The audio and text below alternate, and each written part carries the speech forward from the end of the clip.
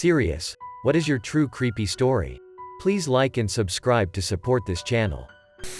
Just now. It was about 11 p.m. and I was in my garage returning a missed call from my cousin. He didn't answer, so I just sat on the top of the stairs to the mezzanine and finished my cigarette. As I'm about to put my smoke out and go back inside the house, I hear some snuffling and crunching sounds, like something big is eating snow, from just around the corner of the open garage door. It's 8 degrees Fahrenheit and there's around 3 feet of snow on the ground, and my house is in the mountains several miles out of town BTW. My first thought was, oh, boo-boo, my pit bull must have gotten out somehow. I walk inside and here's old boo-boo snoozing on her dog bed in the laundry room. Now I'm puzzled.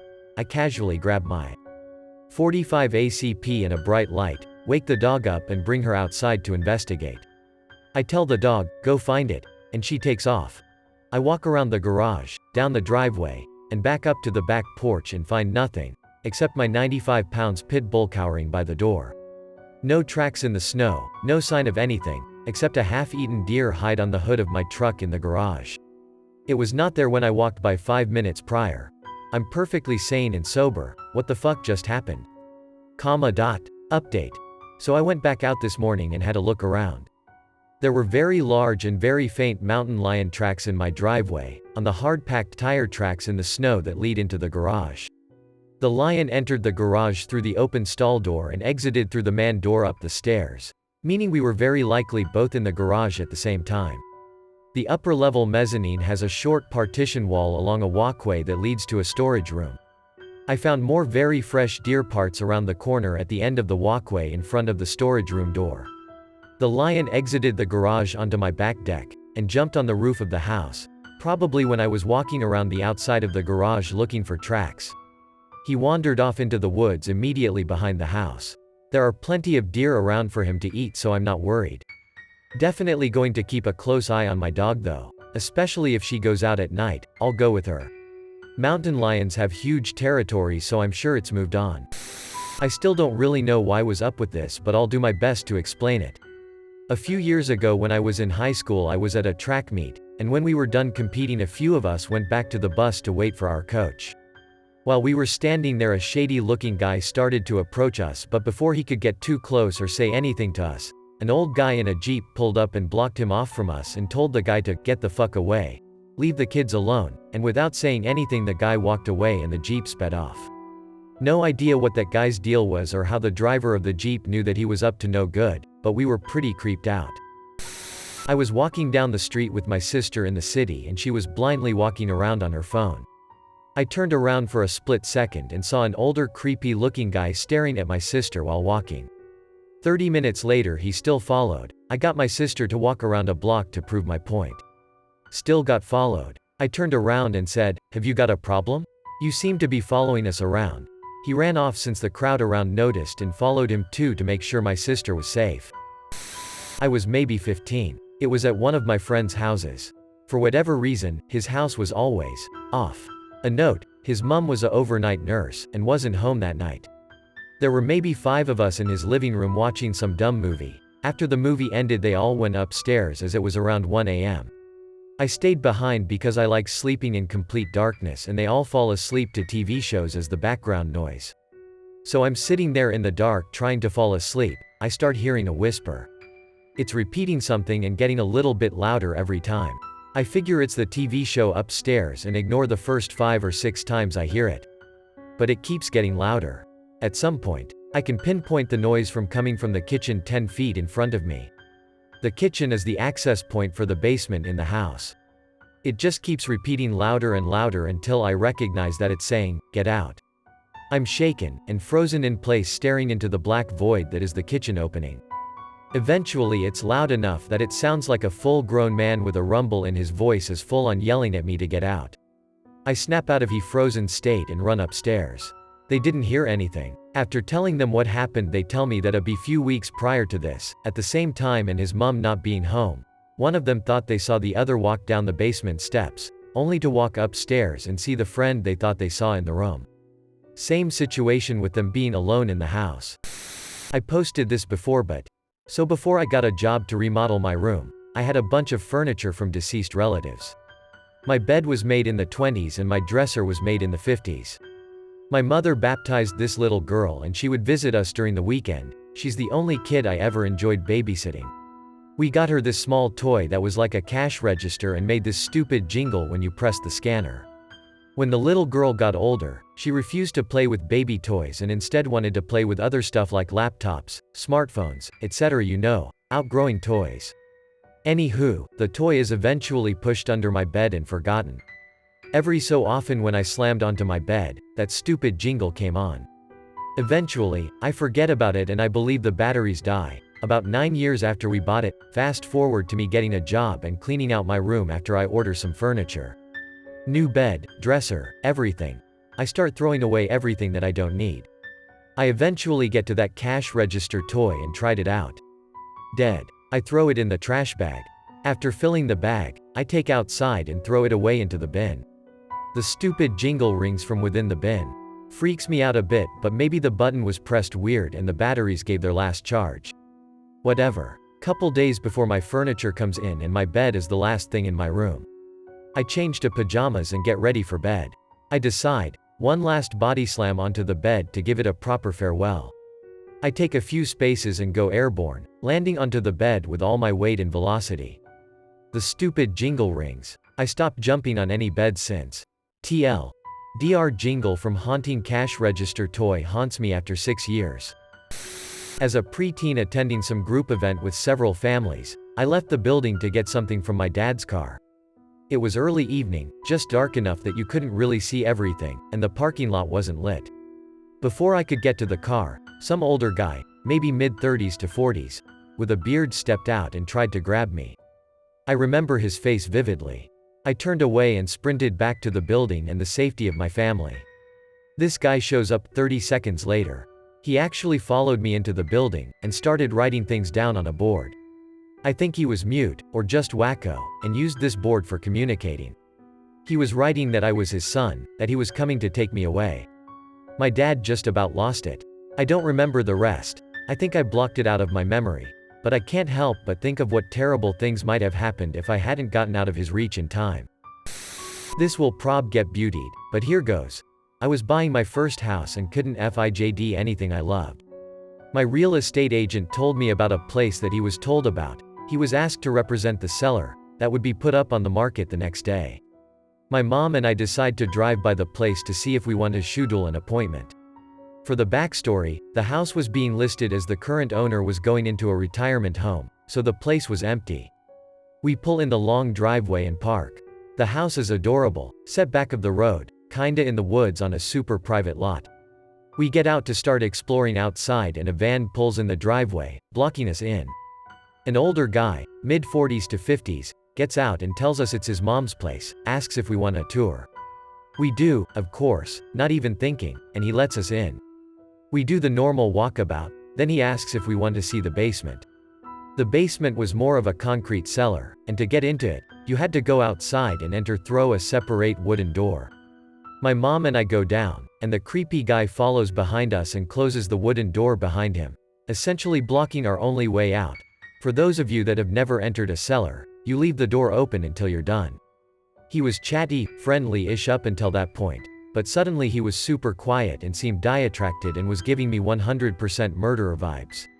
My mom was feeling awkward too, chatting too much, asking too many questions, basically filling the dead silence. Anyways, I noped out of there pretty quick because I was feeling super uncomfortable and basically pushed past the creepy guy. He was a shorter, thin guy, but thin can be wiry, and walked back to the car talking about how we'll come back to do an official walkthrough with the real estate agent, blah, blah. Got out of there fine, but mentioned creepy guy to the real estate agent the next day. His eyes bulged out of his head because he said YHE creepy guy had come into the office trying to find an agent the day before and asked for a woman. The female agent said he made her feel uncomfortable and creepy and she declined to represent him because she didn't want to end up in a body bag. TLDR. Got creeped out, read. Almost got murdered, while viewing a house. There was a lady, my friend's half-sister's mom, if that makes any sense, who would cut my hair at my house. She had a boyfriend who I had met once, very briefly. About a year after meeting him, she came over to cut my hair, but this time, she unexpectedly brought her boyfriend along with her. I hadn't seen her in a while and it seemed like something was different, and he was acting very odd. She went to the bathroom and he began proposing that we hang out sometime. But she can't know. I'm serious. I said sure just to get him off my back. I honestly thought they were on drugs and I was just trying to keep everything peaceful and get them out of there ASAP. As they were finally leaving, he's behind her and he goes to wave goodbye and throws a note on the ground that said, "Call me, it's our secret promise," with his phone number on it. I did not call. 2 days later I kept getting missed calls from a number I didn't recognize. I never answered them. Then eventually I got a text message saying, "Hey, it's Ray," his name. "Can you please call me? I really need your help with something." I didn't respond. He kept texting me, saying he needed a favor. Since I never gave him my phone number to begin with, and since this man knows where I live, I was pretty alarmed. I tried to go to the police station to see if there was anything I could do, but the station I went to was not open to the public. That was the only station I knew of. I could have looked up another one, but I kind of felt stupid for being there in the first place, you know? So I just went home. The next morning at 8 a.m. I wake up to very loud banging on my door. I couldn't see anyone out the window and I don't have a peephole, so I opened the door a little bit. I thought it could have been my parents since I live right by them. But no, it was Ray. He was pressed up against the door, which is why I couldn't see him out the window. He was smiling and I quickly shut the door on him and called 911. He left before the cop showed up and sent a text message to the effect of, "I don't want to inconvenience you, sorry to bug you." The cop told me to text him back saying, "Do not contact me in any way, shape, or form or I will go to the police again," and made me take a picture of the cop car in front of my house and send that, too. Then he left saying, "It's not illegal for someone to like you." Well, the next day I got another missed call from Ray's number. So I went to a different police station. The usual front desk person was sick and the man filling in for her was a cop. He seemed like he actually wanted to help me, and after a quick type in of Ray's phone number to his computer, he had me come around to identify his mugshot. It turns out Ray is a level 3 sex offender. A child rapist to be exact. He wasn't even allowed in my state. The cop said that was just the beginning of it, but wasn't allowed to further discuss his charges. Though he did mention that I was Ray's type. I was 23 at the time but looked 15/16. Ray was 38. So I had to take screenshots of every missed call and every text message. Take pictures of the note. Put the note in a baggie and bring it to the police. I googled his name and found some articles about him being a sex offender. I printed them out along with my screenshots and took them to the courthouse to file a stalking order. It should have just been a harassment order, but the lady there told me to put stalking so I wouldn't have to pay the $85 fee. Eventually the cops found him a few days later, arrested him, and served him his papers. We had a court date which he did not show up to and I was given a 10-year protection order. Last I heard, he was released from jail but went back for burglary.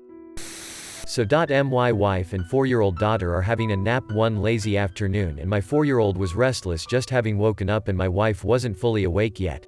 When my 4-year-old staring dead above my wife at the head of her bed just says rather sharply, "Don't touch my mommy, okay?" and goes back and does her thing. My wife, having seen enough horror movies, just decides not to ask her or explore the situation further.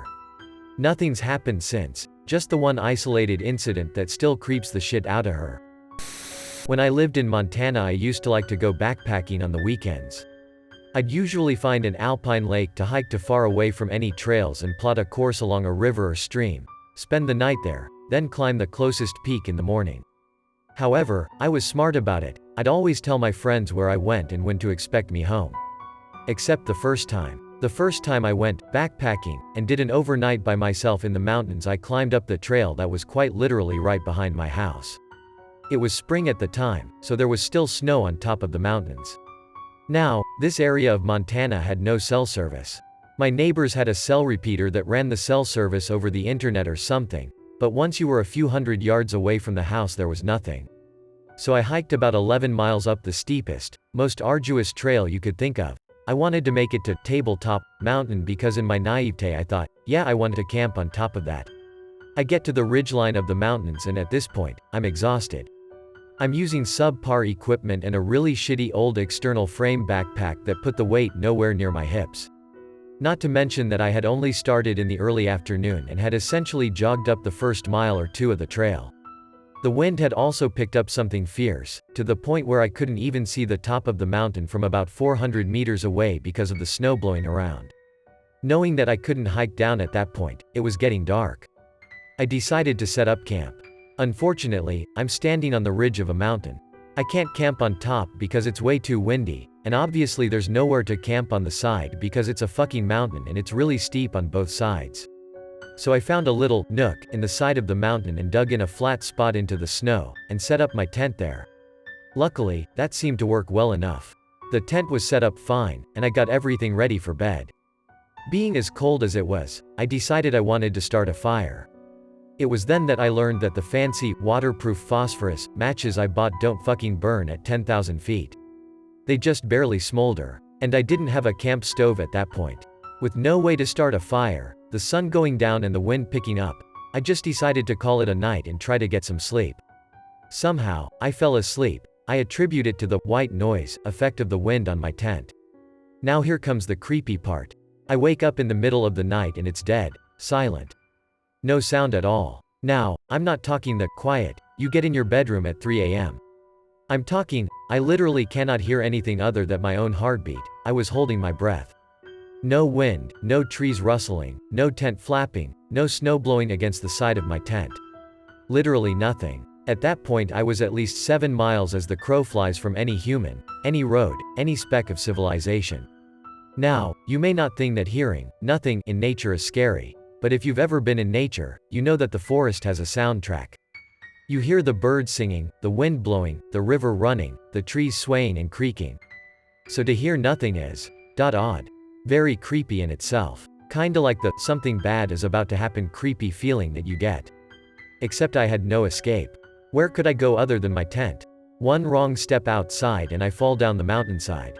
Not to mention that, well, I was completely alone. No one was coming to save me. No one knew where I was. As if nature was inside my head and listening, it finally gave me something to listen to. Footsteps, the unmistakable, undeniable sound of feet on snow. Somewhere, outside my tent, within earshot of me. Crunch. Crunch. Crunch asterisk a million things raced through my mind. The first being, why am I awake now, and, my body must have woken me for a good reason. And, did I just imagine that? And, what the hell would be walking around up here? Again, as if someone was listening to my inner dialogue. Crunch. I froze. I didn't know what to do. They were so clear. Were they 10 feet away? 5 feet? What were they? WHO were they? I didn't know what to do. I was paralyzed with fear. I listened to the footsteps for 30 seconds, take a few steps. Then pause. Then a few more. Finally I couldn't take it. I had to do something. But I couldn't rightly get out of my tent without making noise. Zippers are loud as hell, especially in the silence. And any sound I made was seemingly magnified. So I did the only thing I could. I screamed as loud as I could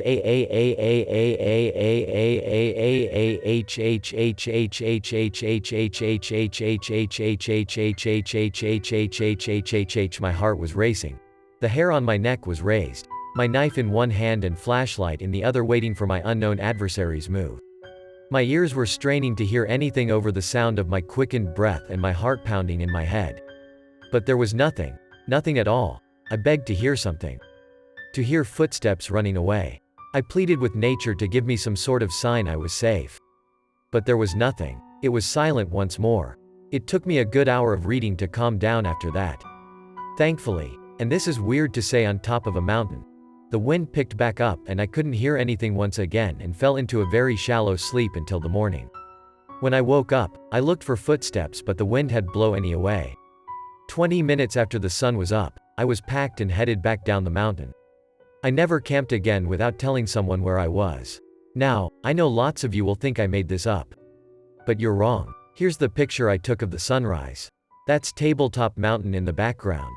Google it, it's in Montana, up the asbestos mine trail. The footsteps you can see are mine from walking to the spot where I took the pic. I was about 11 watching my little sisters and brother while my parents were out at the store. We lived in the country, but had a neighbor we shared a driveway with. The neighbor was a fisherman and was away for work. He has been gone for months. Our bedroom was on the second floor of the house. I happened to glance out the window and there was a guy dressed as a clown on our neighbor's patio. Tight black clothes, horrible clown face, red fluffy hair. I thought I was dreaming, so I called my sister over to look. She saw him too. He slowly turned his head and looked right up at us. He gave this nasty slow smile and waved and beckoned to us. Nope. We ran and hid under the bed until our parents got home. Fucking clowns. So much nope. Well, back when I was a toddler, I had what might have been a dream, but it felt so real. I had just got up to go to the bathroom in the middle of the night, and came back to a bang on the window of my room. It was constant. Scared me a lot. My dad came running into the room, and comforted me. When it did scare me, I got a good look at the window, and well, it looked like a deer. Antlers. The head structure. The thing is, my window was way too high for any deer to touch. That's about all I remember, besides getting put to bed again. Don't know if it was a dream, but it was vivid, and I still remember it to this day. My mom and I were in Gastown, an area right next to the downtown east side of Vancouver, BC. Walking down a side street, we see a man in his 30-40s walking toward us. He looked boring enough, unassuming features, normal clothes, etc. When he gets about 10 feet away from us, he slows down and starts tiptoeing, covers his eyes, and starts counting down from 10. Teen. N-I-I-I-I-I-I-N-N-N-N-E-E-E-E-E-E. Step E-E-I-I-I-G-G-H-H-H-T-T-T-T. Step. My mom grabbed my arm and hauled ass out of there before he could reach U-N-N-N-N-E-E-E-E-E-E. The other day I was curious about why there were so many serial killers in the 70s and 80s, so I started to type, "Why were there?" and up popped, first, in the selections below the search bar. Why were there so many serial killers in the 70s and 80s? My boyfriend and I have been joking for a while that it feels like our phones are listening to us. I am also sure I have seen things on the internet about similar experiences. But I only thought this question. I hope my phone can't read my mind. In the early 2000s, when I was 6 and lived in a small town called Walla Walla. I lived in an area where the vast majority of homes were built in the late 1800s. We only rented the house for a year, but weird things happened a lot in this house. Things such as seeing someone walk into the other room, but as soon as I turned the corner no one would be there. Sometimes I heard someone call my name, but everyone would be out in the yard completely fixated on something else.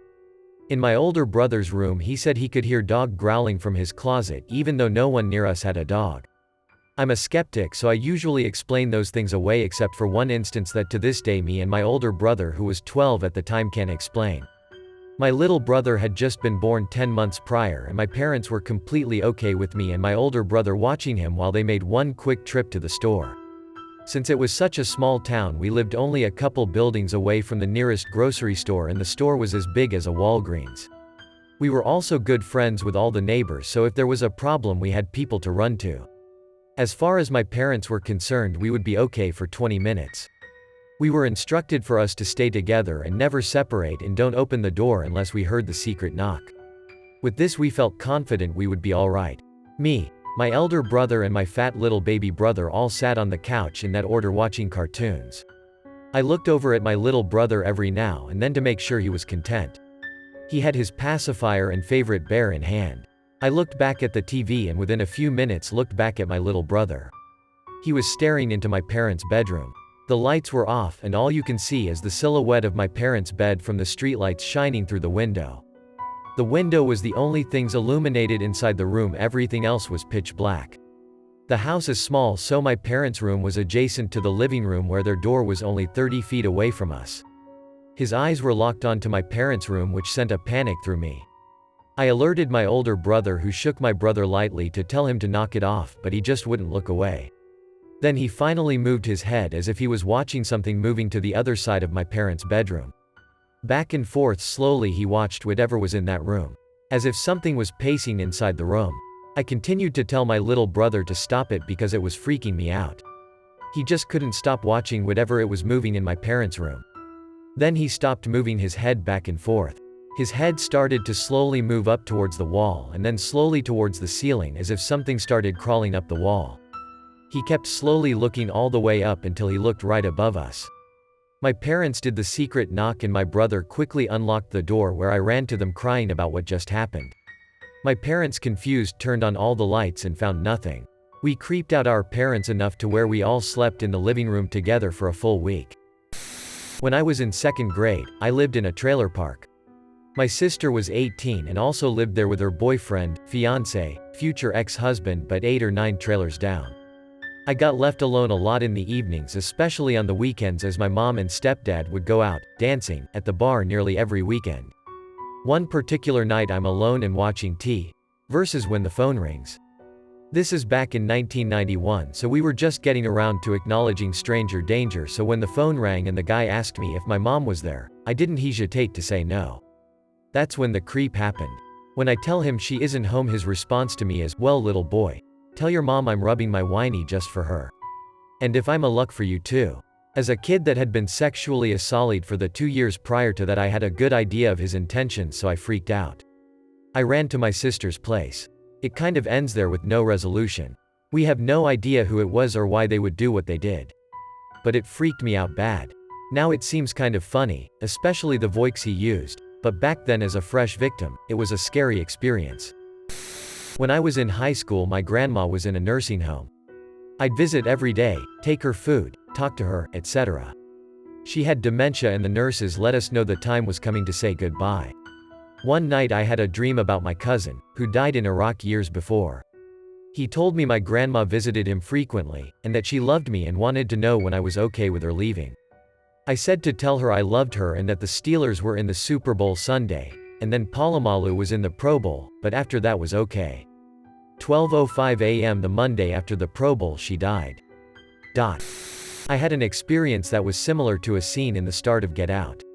I was walking down the street at about 10 p.m. or so when I heard that a car coming from behind me had slowed down but not turned off to another street and was just lingering there. I kept walking, not assuming the worst but staying vigilant. The car eventually passed me and turned left at the next street where I lost sight of it, but I knew it had immediately stopped because I saw the light from the brakes. At this point I'm thinking it's sketchy, but I don't think I'm in danger unless a gun is involved because there is still a decent amount of cars passing by and busier intersection nearby I could run to if I really had to. I also want to give people the benefit of the doubt, so I just kept walking cause maybe the person lived there or was going to a friend's house or something. When I got to the street the car turned and it was turned back around facing out at me, still running. That's when I said nope and just turned around and walked the other way. The car followed me again and was a little bit behind me when I turned and looked at the driver, who was some scraggly, creepy looking guy. I just stopped, looked at him, put my arms out, and said, "What's up?" and he drove away. I went to a cemetery with a friend of mine that was reportedly the most haunted cemetery in Connecticut, to just walk around for a bit for shits and giggles. I'll spoil it already that nothing supernatural occurred while we were there. Anyway, while she and I are walking around, a motorcycle pulls up, and a man gets off and begins walking around the cemetery as well. It's a small plot of land, there's literally nowhere that my friend and I can where this guy can't see us, so we politely give a little wave and go back to reading headstones. This guy took the wave as an invitation to come talk to us, and he begins telling us how he rides his motorcycle all over, looking for old cemeteries to check out. Seems like a bit of an odd hobby, but hey, to each their own. We get out of the conversation and go to check out a few more headstones, which put our backs to this dude, when a few minutes later, we notice he hasn't moved from where he was standing while we were talking.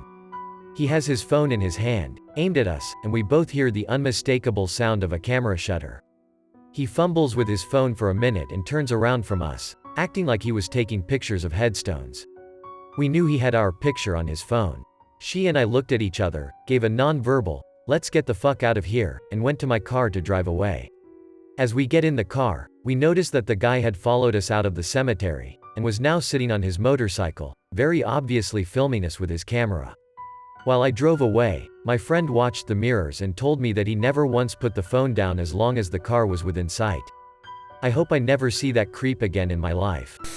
Back when I was in the army, we ran into something pretty unexplainable during a regular navigation exercise.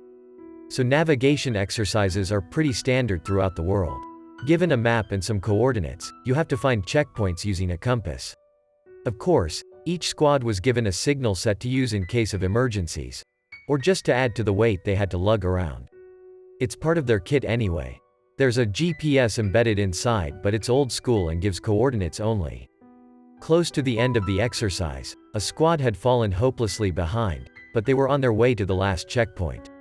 So I was in charge of the last checkpoint with another fellow instructor. We knew they were around us in a 1-kilometer radius. Couldn't spot them due to foliage. We waited and waited for about 1 to 2 hours. You don't mess up so frigging bad that you can't figure out a checkpoint that's 1 kilometer away. We radioed them and did not get a reply till 1/2 hour after the initial call. They were frantic. Seems like they were walking around in circles and seeing similar landmarks. It was apparently pitch dark at where they were, and this was around 6 p.m. where the sun was only starting to set. Me and the other trainer told them not to move, and we hiked to their position using an electronic GPS. And at the coordinates given we found no one. The forest was also eerily quiet. No insects, no birds, just dead silence. It was pretty unnerving. The radio set was silent. Not even static was coming out. We radioed them again and they said they were at the same coordinates as us, but I saw no one. We decided to hike back to the checkpoint and wait. We gave them the coordinates to the checkpoint. About an hour later they emerged. Took them 4 hours plus to find a checkpoint like 1 kilometer away. During final briefing, one of them told me they seemed to walk around in circles. They kept leaving marks on trees using a blade, but when they came back to what should have been the tree that they marked, the mark was gone. They also felt like they were being followed. But that should just be the forest and exhaustion playing tricks on them, right? Many moons ago I was an editor. Was cutting a commercial late at night and deadline required I stay overnight to finish. I'm on the 2nd floor of a 30-story building. Half the floor is editing suites and the rest is rented out to various businesses like designers, developers, mostly tech companies. Except for one office, which was the largest on the floor, about 600 square feet, and belonged to a psychiatrist. It's about 3 a.m. and I'm super focused on my work. Suddenly realize I'm starving. Deli across the street from me is 24/7, so I decide to get some food. All the offices have sliding frosted glass doors. I open mine and realize the floor is completely empty and dark. Save for the emergency exit lights, it's dead and dark. I get my food and come back. Close the door and watch some YouTube while I eat. Suddenly I hear the elevator bing down the hallway. I knew that the entire building except for the 19th floor was empty. 19th floor was some French company. There wasn't even anyone at the front desk. You had to swipe in with a keycard at 2 doors in the lobby. I slowly slide the door quietly and stick my head out of the office. Nothing. I see the light from inside the elevator casting a light onto the floor. But I couldn't see way the hallway was set up. Eventually I lock the office door, put my giant headphones on and get back to work. At some point I must have fallen asleep. Around 5:30 a loud knocking on the glass wakes me up. I jump up, open the door and see one of the building managers and a cop. I walk out into the hallway and hear a commotion and see more cops. They ask me what I'm doing here, so I explain. They ask if I saw or heard anything and I say no, headphones and fell asleep, etc. Cops walks away towards the other cops. I ask the manager what's going on and she tells me that someone broke into the building, somehow bypassing the 2 doors downstairs that required a keycard, broke into the psychiatrist's office, and stole files on 3 patients according to what the doctor told her and the cops. I was there that whole time either working or asleep and didn't hear anything. When she told me this I almost crapped myself. I mean, to go after 3 specific files takes some serious dedication to your mission. All I could think about was, since it wasn't some petty robbery and there are tech offices all over the floor, I kept thinking what might have happened to me had I run into them. I ended up leaving that place several months later. One night, while going ding-dong ditching with my friends, we came on a house with a light still on in the window. We looked into the window and saw a guy inside watching porn. My friend thought it would be funny for someone to pound as hard as they could on the window. This is about the stupidest thing you can possibly do given where we were, rural US. As everyone and their grandmother has 10 guns. Anyways, my friends had been doing all the other doorbells, so it was my turn to do this one. I went up to the window, pounded extremely hard, and then bolted to a drainage ditch on the other side of the street. The guy stormed out with a shotgun and a high-powered flashlight, so we were basically shitting ourselves and then started shimmying along the drainage ditch towards a fence. Once we got to the fence we made a run for it. The guy just screamed, "Get back here you motherfuckers," as we ran. We hopped the fence, and then continued running for what felt like a mile into the neighborhood over. We then found small row of trees that we hid under for about an hour longer. Then, out of nowhere the guy drove up in a truck with another guy and started searching for us with flashlights. To this day I honestly have no idea how they didn't see us. We were wearing pretty bright clothing and they were literally right on top of us. They left, then we waited there another hour and then walked home to my friend's house. On Monday when I went back to school I took the bus home. I never paid my bus driver much attention before then, but I thought he looked familiar and couldn't place it. Until I realized that he was the guy that I saw in the window. I kept glancing up at him to see if it was him, and he kept glancing at me. About half an hour passed until we came upon the turn into my neighborhood, and he passed it. Now this is weird, because he had never missed it before in the 6 months I had been on his bus. One kid got off after another, and I started getting nervous. About an hour passed, when there were just a few kids left on the bus, and he glanced up at me and said, "Sorry, my name. I guess I forgot to drop you off." I tried not to ride the bus after that. Posted this before but it fits here. I'll say in the beginning I don't really believe in premonitions and such, but I don't have an explanation for what happened. Greater than I don't know if I would say the only possibility is paranormal, but it was damn weird. I have had several dreams similar to what I am posting. Greater than I've been a caver in Florida for about 13 years, since I was about 6, and have been to a lot of caves. Never been afraid before this to go in one. Greater than when I was about 7 or 8 years old, I started having this reoccurring dream. I would have it at least twice a year, always the same even though I would realize I was dreaming after the first few iterations. Greater than I would fall asleep and dream of being in a cave and going into this little hole in the bottom.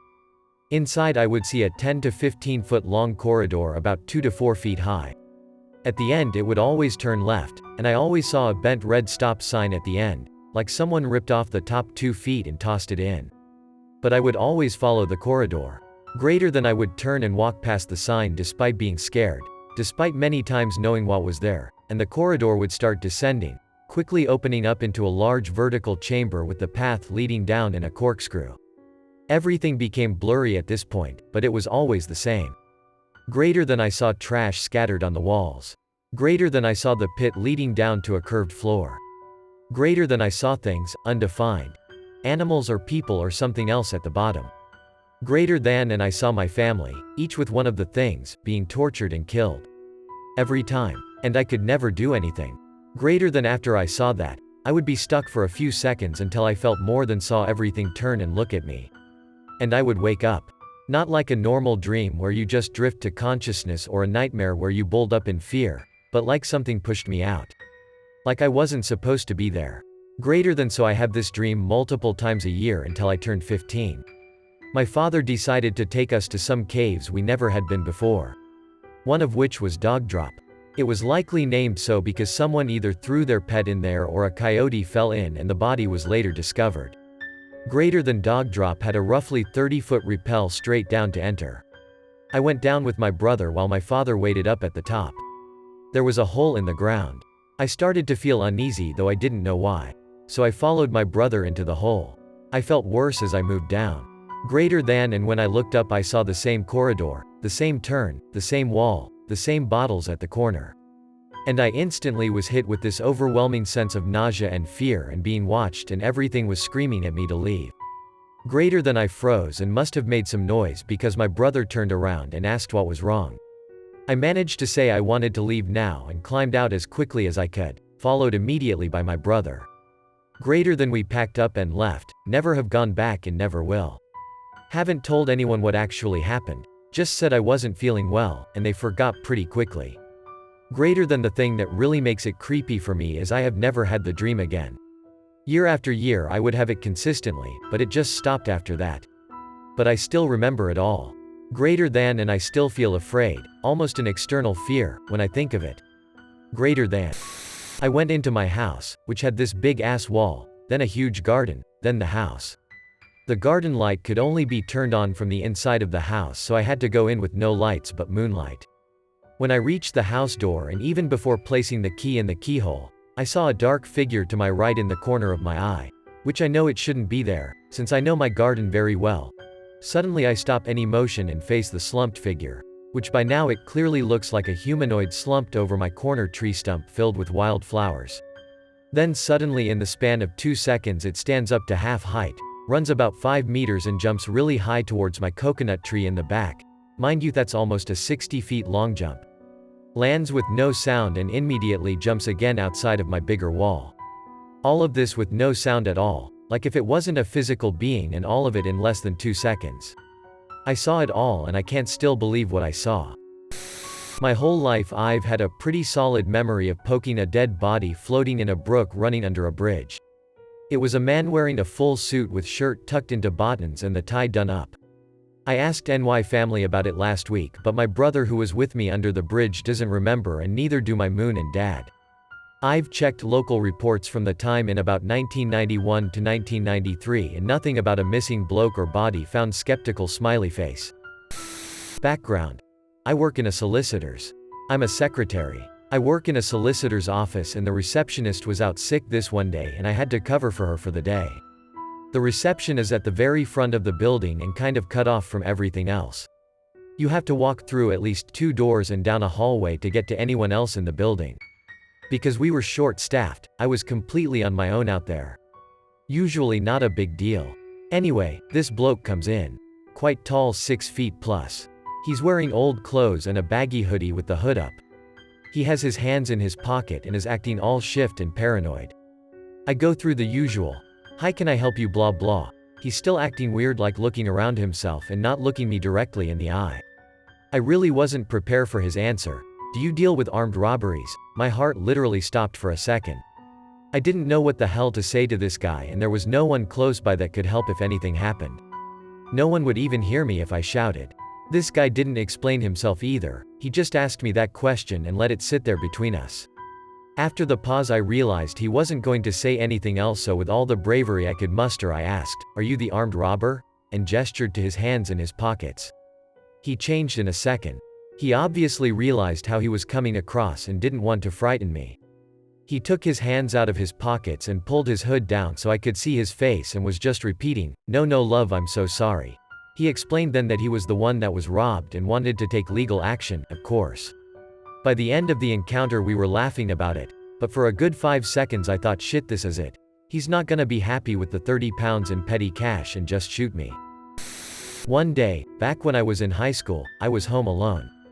It was afternoon, still bright out, so generally not creepy, and my parents hadn't come home from work yet. I had a desk adjacent to my bed, with both the desk and the headboard right up against the wall. I would often turn my laptop to the side of the table so I could browse while sitting perched on the side of my bed. So basically, me sitting with the laptop in front of me, and directly to my right was my headboard wall. That day I was on Skype with my friend, sitting the way I always do. We were talking and she stopped me and said, "I thought you were home alone?" I knew for sure no one was home. So I say, "Yeah, I am." And she says, "I think your brother is home. He just walked past, behind you into the other room."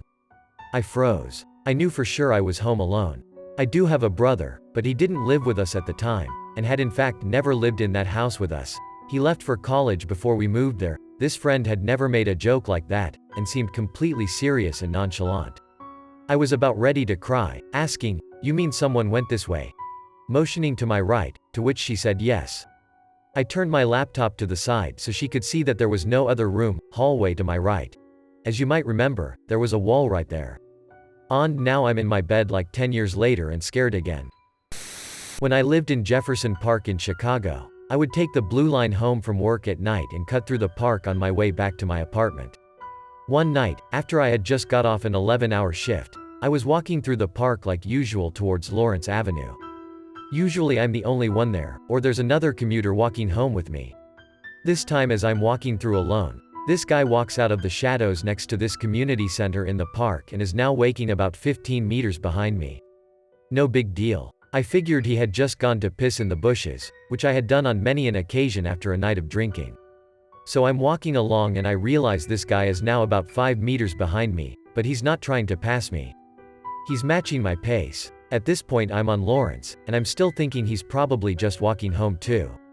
I go to cross the street a couple blocks away, and when I turn to see if there's a car coming, I see he's even closer to me.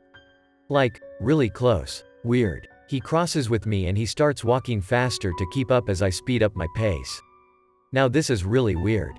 I cross the street again at a random part of the street to see if he follows. He does. I cross the street again, he follows again. He's definitely following me. So as I'm nearing my apartment, I'm realizing I don't want this guy to know where I live. So I stop, pull out my knife and turn around.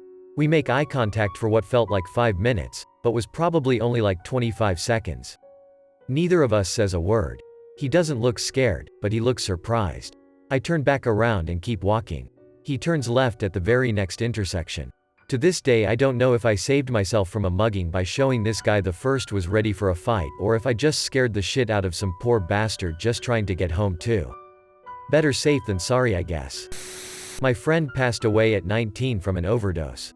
This was over 10 years ago. We all went to the funeral and burial and helped his girlfriend move out of the house and back into her parents'. 2 months later I was hanging out with my friend. It was late at night, which was normal teenage behavior. We just sitting in his car outside his house when his phone rang. He just gave it to me and I looked at it in disbelief. Our deceased friend was calling. Or someone that had his number now. I flipped it open and put it on speaker and said hello. No answer. Just clicking and the call ended. I looked at my friend like WTF and he said it had been happening the past few days and he didn't think anyone would believe him. This death hit home for all of us, but more so for him since his sister was going to marry the guy and they got along really well. I called the number back. It was disconnected. It happened a few weeks later then stopped altogether. Not my story, but one involving my uncle, as told to me by my dad. When my uncle was 15, he dropped out of school, got a factory job, and moved into an apartment with a friend who did the same. After a few months they decided to try to rent a house, as the apartment was not the best place to live. They managed to find a house for a cheap price, and while talking to the owner they learned that it was so cheap because the tenants would usually suddenly move out after only a few months of living there. Now, you should know at this point that my uncle is one of those people who is legitimately not scared of anything. He's a stereotypical Tennessee redneck, a very do-it-himself kind of guy. So they move in and get settled, and everything is well and good for a couple months. Then, some unnatural occurrences started happening, like the chandelier in the dining room would stay as if hit by a strong wind, but all the doors and windows were closed. Very typical horror movie tropes, so my uncle and his friend don't think much of it. With the permission of the owner, they decide to repaint the kitchen and pantry.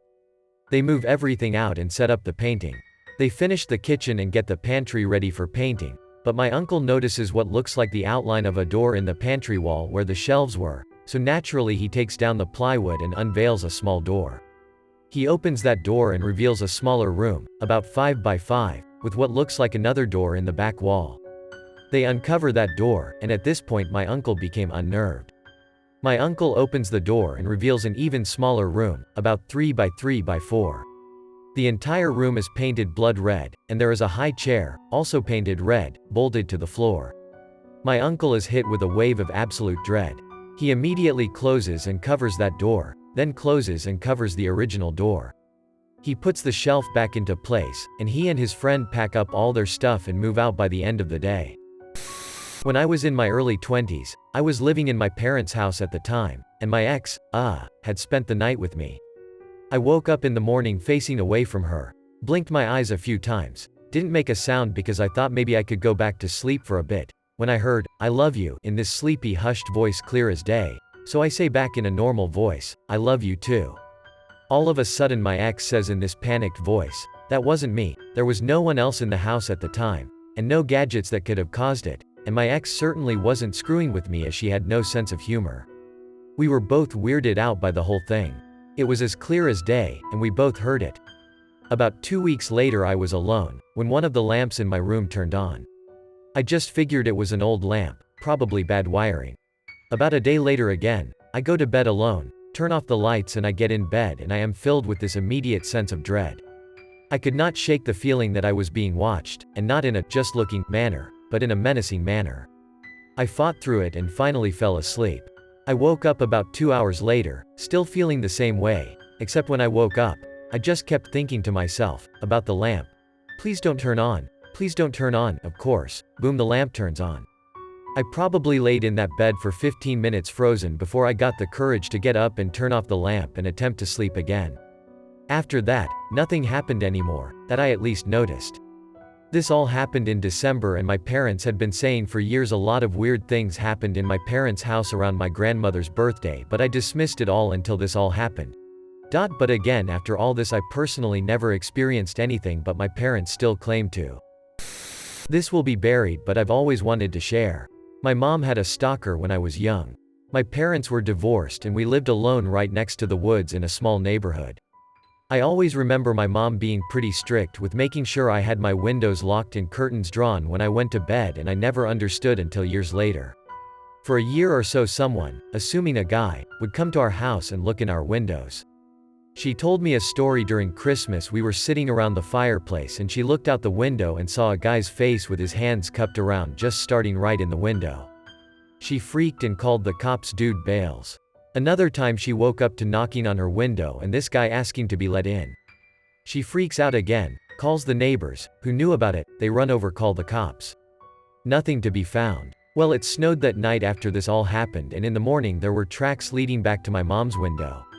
They tracked the footprints back to a hunter stand in the woods by our house. That was where he would hide, apparently. The last time my mom heard from him, we got home from work one day, and there was a manila envelope on our porch. It was a news story about a woman who was raped and murdered. Here's the kicker. The woman in the story had my mom's same name. We moved pretty quick after that. When I was 16, I was in a summer work exchange in Quebec, Canada.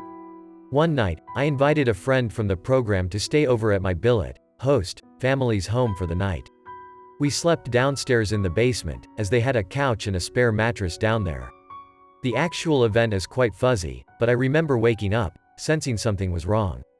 I looked up, and there was a shadowy person standing above me, and the figure grabbed my breast. I didn't know how to react in my brain fog, and it seems the figure went back upstairs and out the front door. I laid there for a moment in the darkness and noted the stuffed animal I slept with. I was young and it was from the boyfriend at the time, was several feet away from the head of the mattress.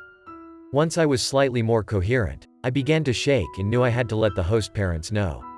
I went up the stairs to the main floor and noticed the front door was wide open, with the sun just rising.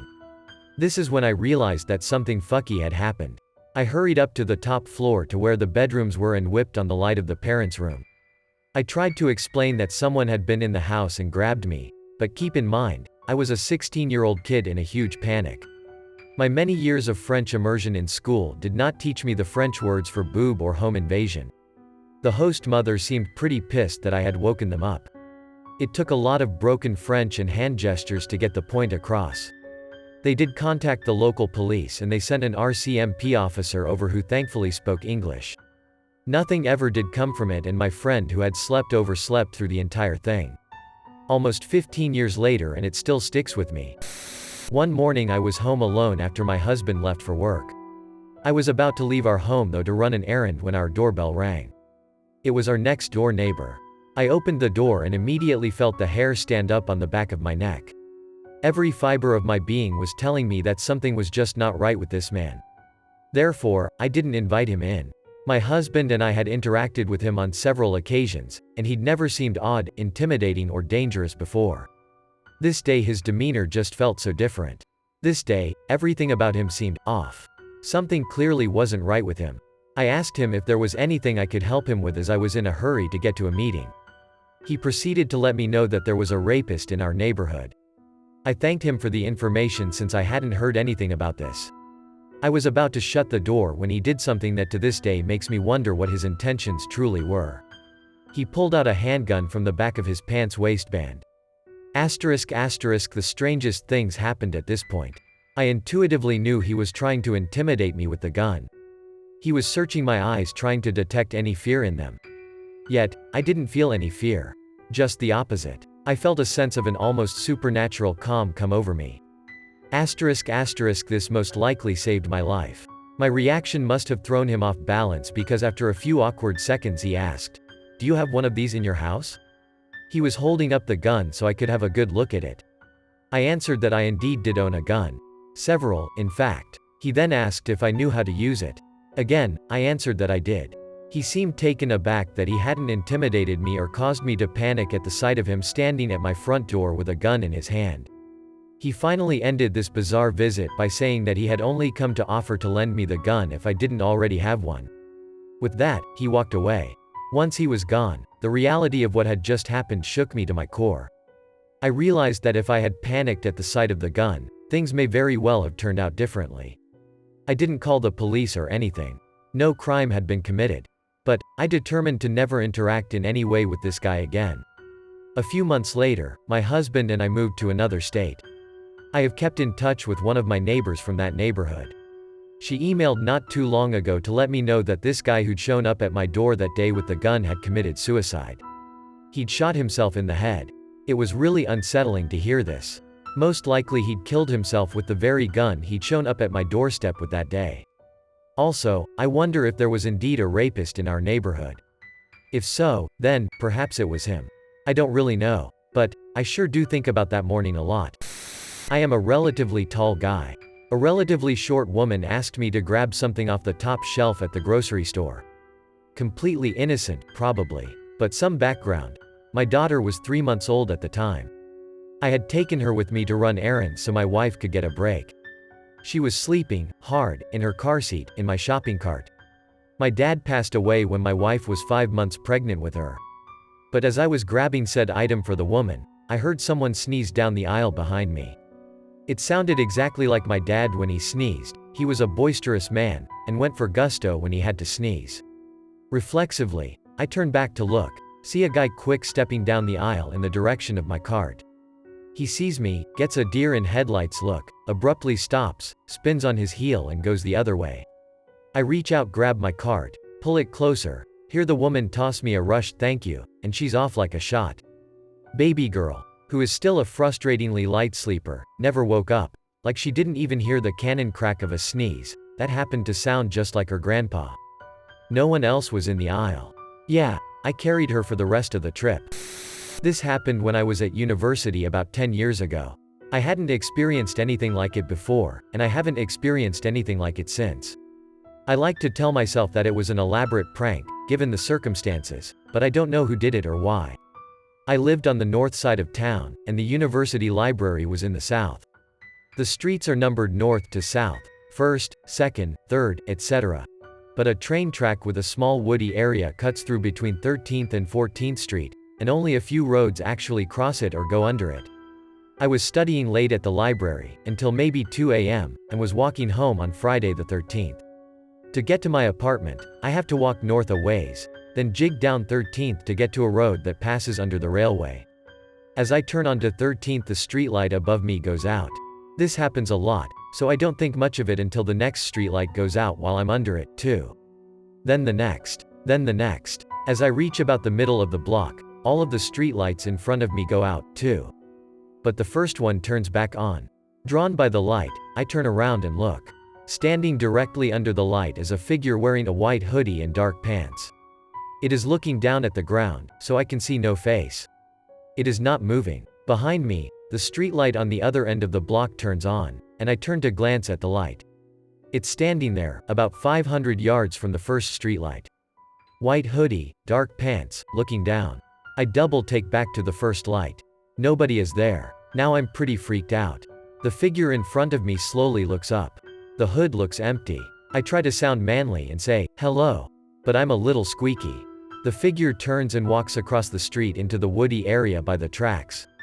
I can see the white of the hoodie for a little while, then it's gone. All of the streetlights on the block, about 10, turn back on all at once. I ran home. I was at my house with my dad. Middle of the day, doing nothing with my life, unemployed. We have a wood furnace in the basement, needs to be tended to regularly. My dad was in the basement tending the fire. I was on the second floor in my bedroom. For some reason I decided to head downstairs, and as I was descending I heard my dad ascending the basement stairs. I forgot something in my room and immediately went back up.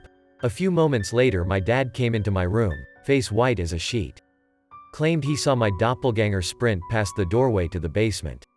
Only thing was my doppelganger had different clothes on. Getting chills just typing this out. One day I was sitting in the back room of my house on my laptop, probably on Reddit. My older brother was upstairs taking a shower probably. We both knew our mom would get home from work soon at around 1 or 2. This is a weekend, so we're just kinda chilling out, nothing special going on. All of a sudden I hear my mom open the front door and say something like, "Hello, I'm home," like she usually does.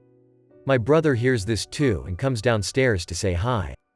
He gets downstairs and starts saying "Mom" to see where she is. I hear this and soon I realize, and I come over, that our mom is not home. She never got home. We both heard the same thing, but it was all in our head. This spooked us and we told our mom when she got home. We all agreed that it was the weirdest thing, especially because two people heard it, not one.